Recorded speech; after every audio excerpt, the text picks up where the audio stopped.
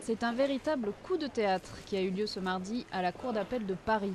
Si la responsabilité pénale de Total dans le naufrage de l'Erika en décembre 1999 a bien été confirmée, le géant pétrolier est exonéré de toute responsabilité civile.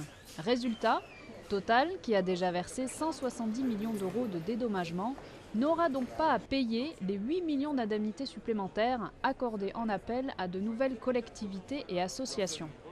Une décision qui a créé la stupeur, notamment du côté des communautés du littoral breton, dont 400 km avaient été souillés. À mes yeux, le principal fautif, c'est-à-dire celui qui a choisi ce bateau pourri, n'aura pas à payer. Cela veut dire qu'il faut revoir complètement les conventions et le droit, si le droit permet. Et je ne conteste pas le bien fondé de ce qu'a dit la Cour, bien entendu. Si le droit permet ça, alors il faut changer le droit.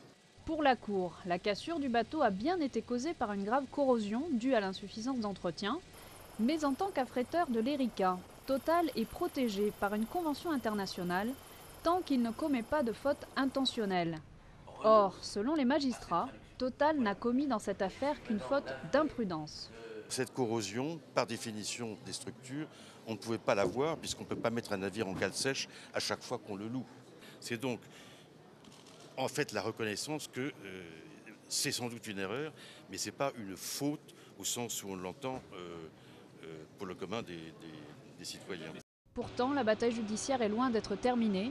Deux des co-prévenus de Total, la société de classification RINA et l'armateur Giuseppe Savarese, ont annoncé leur intention de se pourvoir en cassation. Total a 5 jours pour se décider. De leur côté, les parties civiles veulent avant tout se réjouir de la confirmation par la Cour d'appel de la notion très novatrice de préjudice écologique. Il y a un saut qualitatif considérable pour l'avenir. Si ça ne nous sert pas aujourd'hui à nous, ça servira demain à tous ceux qui se battent pour le vivant. Une consolation pour les écologistes et les représentants des régions concernées qui espèrent bien que cette jurisprudence les protégera mieux à l'avenir des pollueurs des mers.